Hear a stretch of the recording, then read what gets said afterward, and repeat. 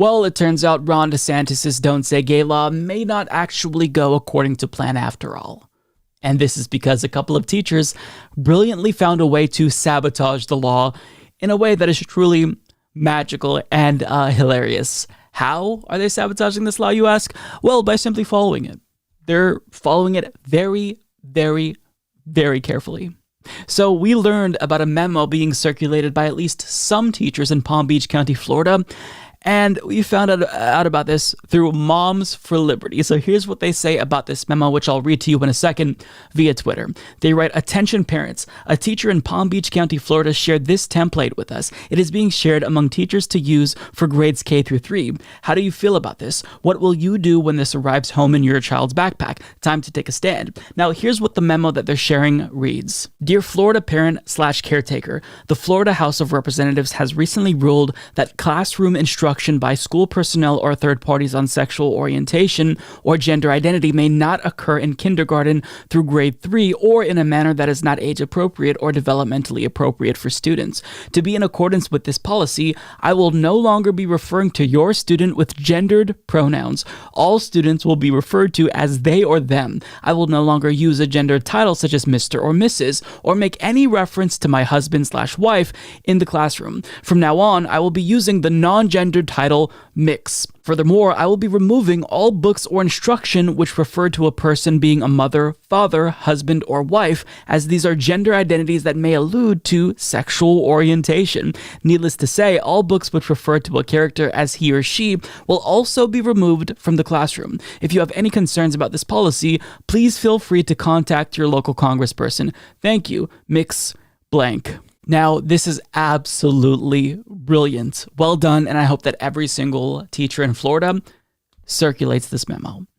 Look, it's funny because you know that the intention was not for this to happen.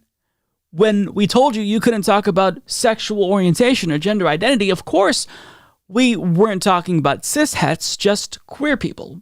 Except these teachers are just following the law to a T. And so by your own standards, this is the only way you can be compliant with the law.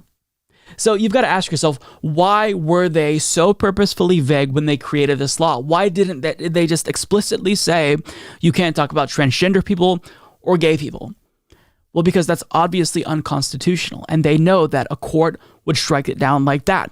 So in order to keep this maintained so it holds up to scrutiny, they tried to be purposefully vague. They tried to make it so that way the intended outcome was to pretend as if gay and trans people don't exist. But if teachers actually follow through with this, well, they're just going to pretend like no gender identity or sexual orientations exist, including the non-queer ones. Oops. I mean, this is too great. This is too great. Now I've got to share the responses to the Moms for Liberty Twitter account because they posted about this. They were hysterical about this, and then the responses were just brilliant. "I never thought leopards would eat my face," sobs woman who voted for the leopards eating people's faces party. Keffels just says, "Based. It's your bed. Lie in it. Looks like some people are annoyed to find out that sexual orientations and genders are not just something the queers have. Right? I'm so sorry. I thought gender was a thing not to be discussed. Me sewing. Haha, yeah, yes. Me reaping. Well, this fucking sucks. What the fuck? I love this one. Sounds good. Congratulations on your victory over gender and sexuality in the classroom. You've successfully made it illegal to even describe a traditional nuclear family. Good job." And this one is probably my favorite here. "Oops, I treaded on myself." How was I supposed to know there'd be consequences for my actions? And last but certainly not least, bathrooms will have to be labeled without gender now because gender identity is a prohibited topic. So no child is permitted to identify as a boy and use the boy's bathroom or identify as a girl and use the girl's bathroom. This is what you wanted. Exactly. They didn't realize that gender signifiers were everywhere, that sexual orientation is everywhere.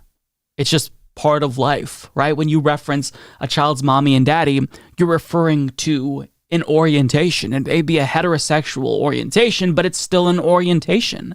So just like everyone else, straight people and cis people have gender identities and sexual orientations as well. So if you rule it all out and say it's illegal to talk about this in the classroom, then if we're being consistent, well, you follow these guidelines laid out by the teachers. But these homophobes and transphobes, like the Moms for Liberty, didn't realize that it could be used against them as well. So here we are. I hope this becomes a widespread occurrence, because as we talk about this Don't Say Gay law, and as it gains popularity, as individuals like Marjorie Taylor Greene say, oh, well, I'm going to introduce a version that applies at the federal level. Okay, well, go ahead and do that. We'll just do this. So if you really want to make sure that you erase gender and sexual orientation, well, you may get a little bit more than you bargained for. I absolutely love this. Love to see it. And I hope that teachers in Florida absolutely follow this law to the T. Beautiful, beautiful, I will eat your ass. Beautiful, gay, beautiful. Tremendous, tremendous, tremendous, tremendous, tremendous, tremendous, tremendous, tremendous, tremendous, tremendous, tremendous, tremendous, tremendous, tremendous, tremendous.